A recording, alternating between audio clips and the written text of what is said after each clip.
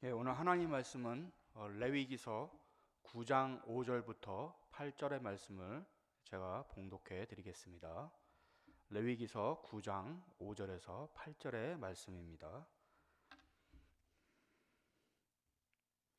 그들이 모세가 명령한 모든 것을 회막 앞으로 가져오고 온 회중이 나와 여호와 앞에 선지라. 모세가 이르되 이는 여호와께서 너희에게 하라고 명령하신 것이니 여호와의 영광이 너희에게 나타나리라. 모세가 또 아론에게 이르되 너는 제단에 나아가 내 속죄제와 내 번제를 드려서 너를 위하여 백성을 위하여 속죄하고 또 백성의 예물을 드려서 그들을 위하여 속죄하되 여호와의 명령대로 하라. 이에 아론이 제단에 나아가 자기를 위한 속죄제 송아지를 잡으매.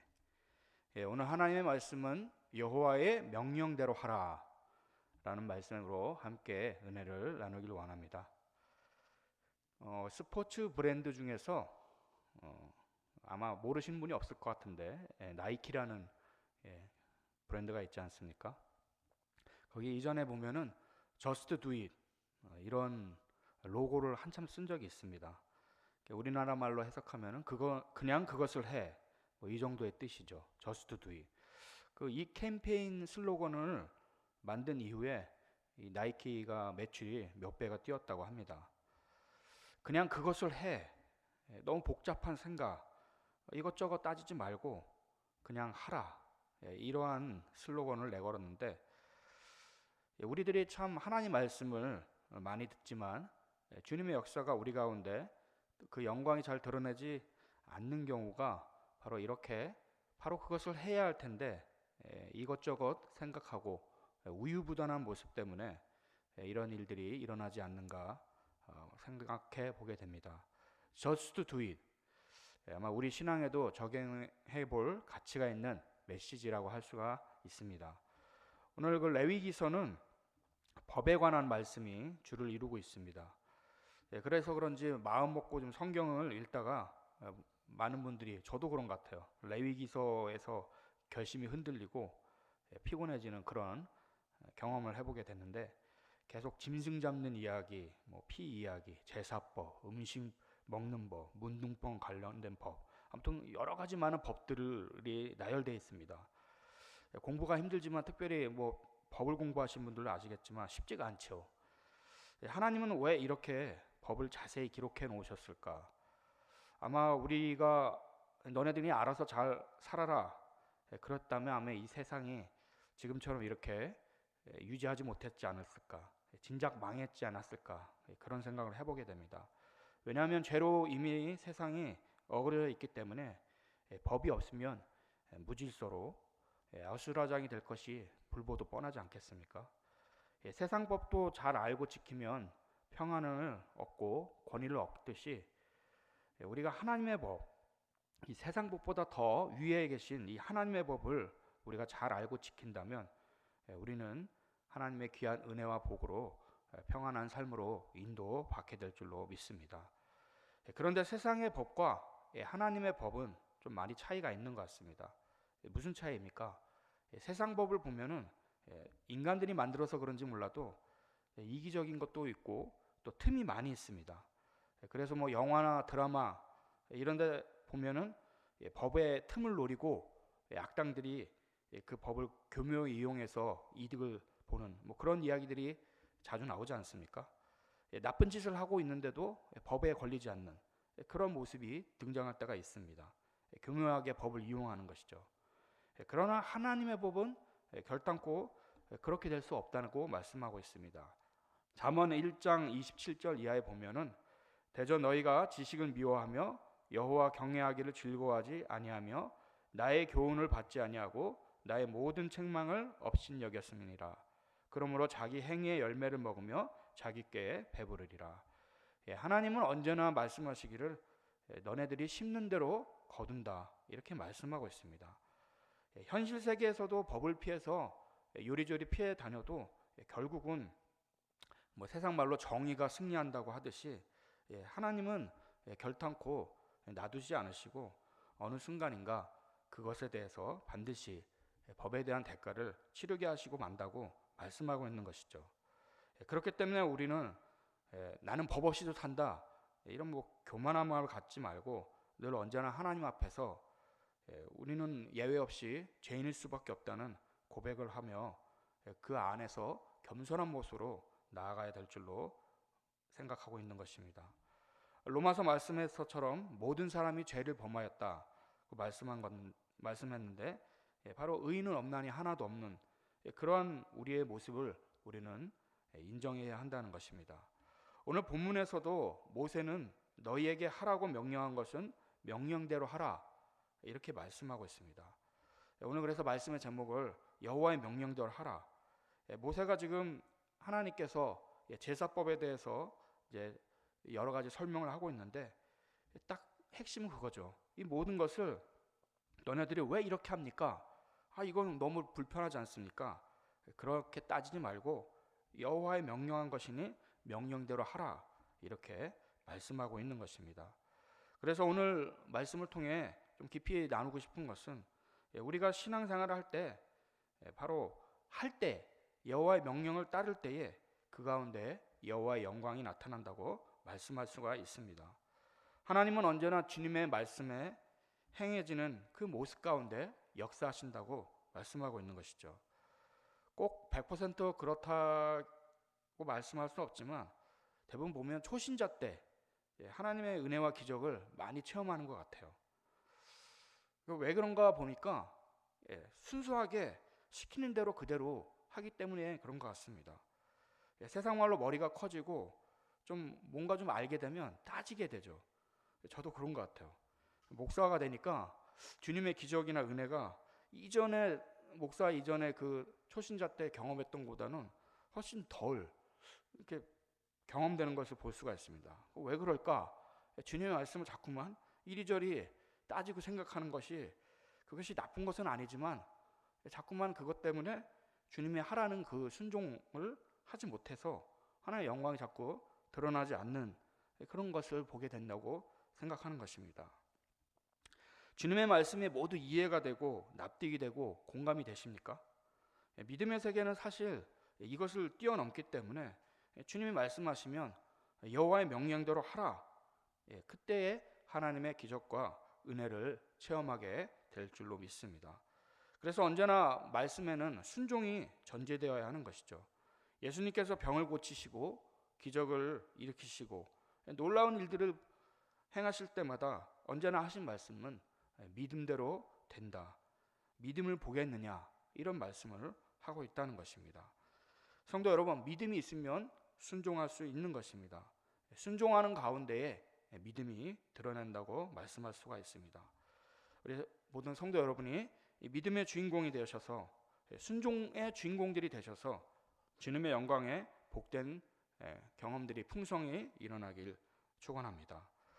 어느 부잣집 주인이 한 해가 마무리가 될 때쯤에 집안 하인들을 이제 불러놓고 그동안에 이제 밀린 삭스를 주려고 했다고 합니다. 그런데 이제 뭘 하나 시켰는데 새끼를 꼬라고 그렇게 시킨 것이에요. 단 이제 그 새끼를 가늘게 꼬아야 한다, 이렇게 명령을 했습니다. 평소에 주인의 말을 잘 듣던 하인들은 그날도 밤 늦게까지 시킨 대로 그대로 새끼를 곱게 가늘게 잘 꼬았죠. 그러나 어떤 하인은 평소에도 불평불만이 많았고 시키는 대로 하지 않고 요령대로 그렇게 했던 하인이었는데, 그날도 이제 그런 이제 주인의 명령을 들으니까 이제 또 불만이 일어나는 거죠.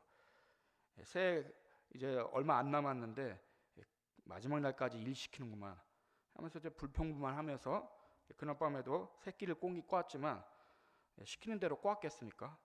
뭐 울퉁불퉁하게 꼬았습니다. 그리고 난 다음에 이제 그 다음 날 이제 주인이 하인들을 불러놓고서 그동안 수고한 삭스를 줄 테니까 광에 가서 너네들이 담고 싶은 만큼 동전을 그 새끼에 꼬으라고 그렇게 얘기한 것입니다. 평소에도 주인의 말을 잘 들었던 하인들은 정말 많은 수고의 삭스를 받았죠. 그러나 그 불평불만한 하인은 얼마 받지 못하지 않겠습니까? 새끼가 그냥 굵었다가 얇았다가. 이런 예화를 통해서 하나님께서 우리에게 은혜를 주실 때 이렇게 하실 때가 참 많이 있다는 것이죠. 주의 말씀 가운데 뭐뭐 하라 이런 말씀이 참 많이 있는데 우리는 이 말씀을 결코 무시하거나 간과해서는 안 될 것입니다. 사랑하라, 기도하라, 감사하라, 기뻐하라, 찬송하라.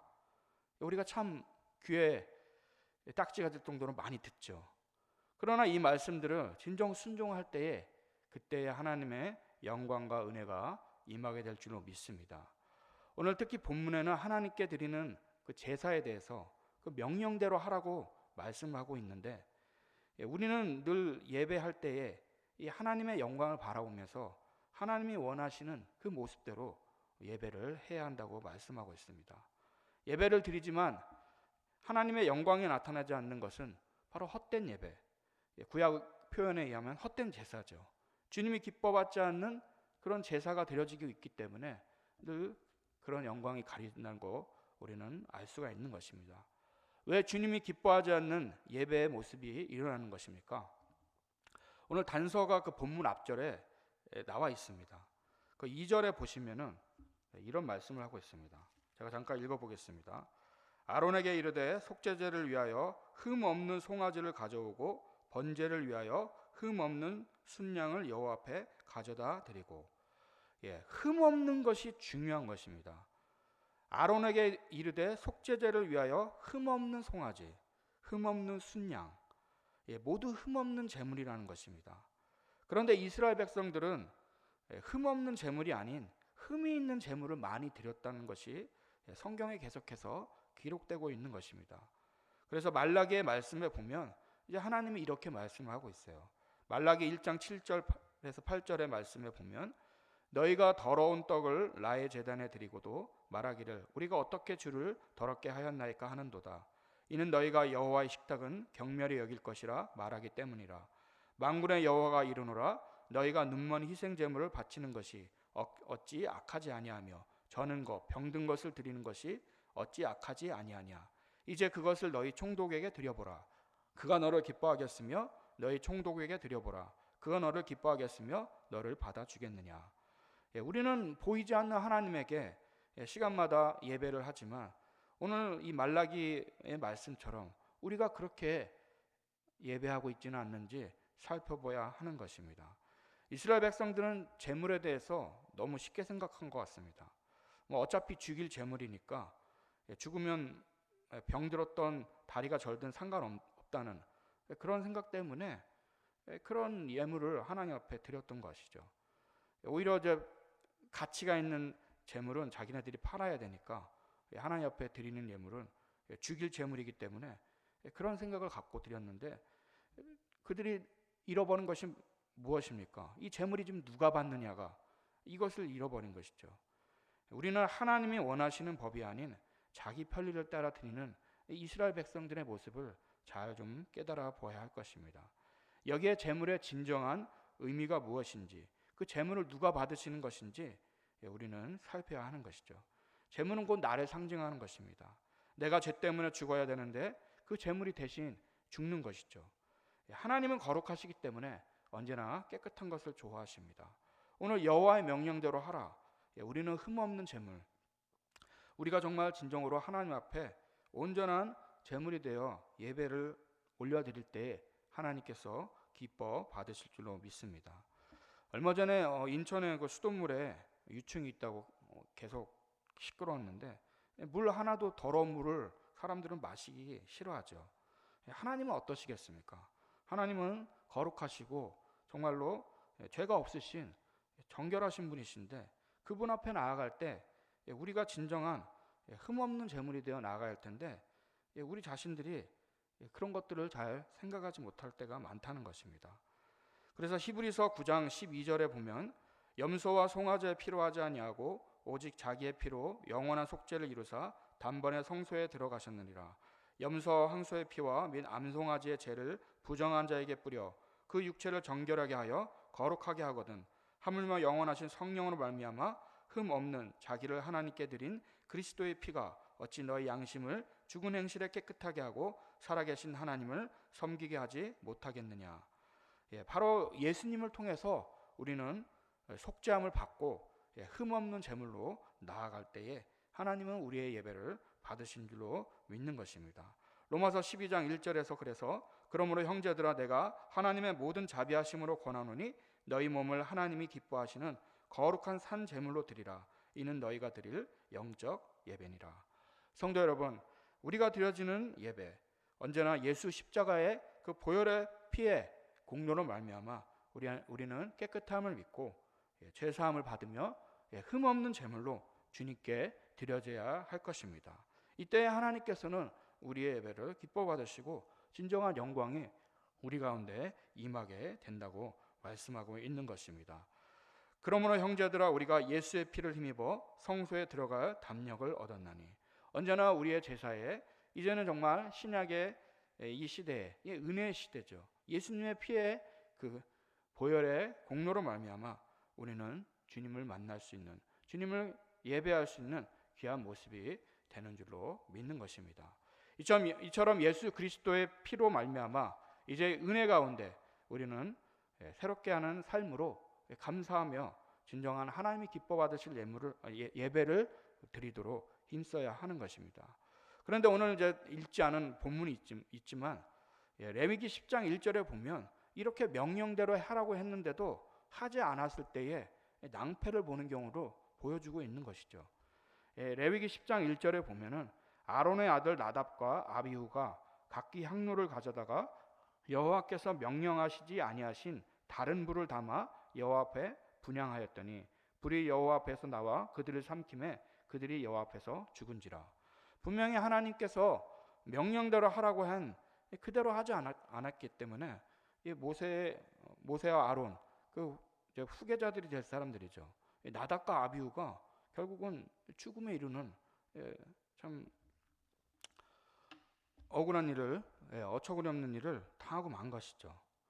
마치 엘리야가 불을 내려달라고 기도할 때 불이 내렸던 것 같은 그러한 신적의 모습이 연출되고 있는데 나답과 아비후의 이 불은 죽음의 불로 지금 나타나고 있는 것입니다. 하나님의 영광이 걷어가는 모습입니다. 우리는 우리의 예배를 통해서 오늘 이렇게 나답과 아비후 같이 잘못된 그러한 예배를 드리지 않는지 살펴보아야 하는 것입니다. 또 한 가지 나누고 싶은 것은 여호와의 명령대로 그럼 살도록 하는 이 목적이 무엇이냐? 결국은 하나님의 거룩한 삶으로 인도받도록 우리를 이끌어 주시기 위해서 말씀하고 있다는 것입니다. 우리는 예수 그리스도로 말미암아 구별된 자들인 줄로 믿는 것입니다. 결국 이렇게 여러 가지 제사법을 상세히 말씀하면서 뜻하신 바는 결국 주님의 거룩하심이 우리를 통해 드러나게 하기 위함이라는 것을 우리는 깨달아야 하는 것이죠. 레위기서 11장 45절에 보면은 나는 너희의 하나님이 되려고 너희를 애굽 땅에서 인도해낸 여호와라. 내가 거룩하니 너희도 거룩할지어다. 주님께서는 이렇게 많은 제사법, 여호와의 명령대로 하라 이렇게 한 이유는 하나님의 삶의 그 모습, 내가 거룩하기 때문에 너희도 거룩한 삶을 살아야 한다. 이것이 주님의 목적이라는 것을 우리는 깊이 깨달아야 하는 것입니다. 나답과 아비후의 모습을 보면서 하나님께서 그렇게까지 생명을 빼앗을 정도로 그렇게 하셨어야 할까? 그런 생각도 들게 되지만 하나님께서 거룩함이 어떤 것인지를 보여주시기 위한 강한 메시지가 아닌가 생각을 합니다. 지금은 얼마나 주님의 은혜로 감사한 시대에 살고 있지 않습니까? 구약 시대 같았으면 아마 나답과 아비후 같은 그런 죽음의 모습을 경험할 사람들이 참 많이 있을 것 같은데, 그러나 이제는 정말 예수님의 그 은혜로 말미암아서 우리는 참 자유롭게 예배하고 있지 않습니까? 지금 이렇게 온라인 설교 영상을 보내고 있지만 우리들이 지난날에 우리들이 얼마나 예배하는 모습들이 정말 하나님이 기뻐 받을 예배였는지 우리는 다시 한번 좀 살펴봐야 할 것이라고 생각합니다. 이제는 자유로우니까 여호와의 명령도 자유로운 것입니까? 아닙니다. 오히려 더욱 거룩함을 위하여 주의 말씀을 지켜 행해야 한다고 주님은 말씀하고 있습니다. 선택의 자유가 있는 만큼 그에 따른 책임도 크기 때문인 것입니다. 오히려 이렇게 모임이 이제 힘들고 이전처럼 정말 어떻게 보면 세상의 자유도 좀 많이 이 질병으로 말미암아 좀 끊겨지지 않았습니까? 이때 정말 우리가 이전에 있었던 우리들의 하나님을 향한 예배들을 다시 한번 깊이 돌아볼 수 있는 시간이 되어야 한다고 생각합니다. 똑같이 예수님을 구주로 믿고 신앙생활하면서도 언제나 우리가 드리는 예배를 통해 기쁨과 은혜로 예배하는 자들이 있는가 반면 의무로 어쩔 수 없이 예배하는 그런 모습도 있다는 것이죠. 우리는 이제 정말 하나님이 주시는 이 귀한 은혜의 자유를 다시 한번 깊이 생각하고 또 그것에 감사하면서 하나님이 기뻐 받을 만한 예배자로서의 우리는 다시 한번 변화된 모습이 되어야 한다고 말씀할 수가 있는 것입니다. 성도 여러분, 주님께서 열어놓으신 은혜와 복을 거룩한 삶을 통해 누리는 지혜로운 성도님 되시기 바랍니다. 여호와의 명령대로 하라. 너무나 우리가 생각과 그런 따짐이 아니라 순종함으로 나아갈 때 하나님의 은혜와 그 기적이 그 가운데 임한다는 것을 깨닫고 오늘 이 레위기 말씀을 통해서 우리에게 주어진 이 예배의 모습을 다시 한번 깊이 생각하고 반성할 수 있는 귀한 시간이 되었으면 좋겠습니다.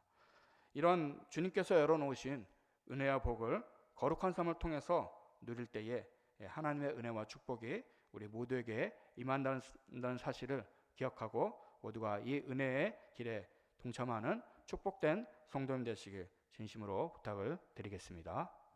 기도드리겠습니다. 살아계신 하나님 아버지, 은혜를 감사드립니다. 하나님께서 말씀하신 그 명령들을 우리가 정말 우리 스스로 기준들을 세워 지키는 것이 아니라 하나님의 명령대로 지키는 우리들의 참 지혜롭고 믿음 있는 자들 되도록 인도해 주시옵소서. 나답과 아비후처럼 자기 생각으로 어리석은 불을 올리다가 생명을 잃는 그런 모습이 우리 가운데 있지 않도록 우리가 늘 항상 깨어서 하나님의 말씀을 쫓아 모든 것을 지키는 우리들 되도록 인도해 주시옵소서. 지금의 어렵고 힘든 과정 중에서 다시 한번 우리의 예배를 돌아보게 하시고 참으로 하나님이 기뻐 받을 예배자로서 다시 한번 변화되어 성숙한 주님의 제자들이 되는 우리 모두가 되도록 은혜 베풀어 주시옵소서. 함께하여 주실 것을 믿고 예수 그리스도의 이름으로 감사하며 기도드립니다. 아멘.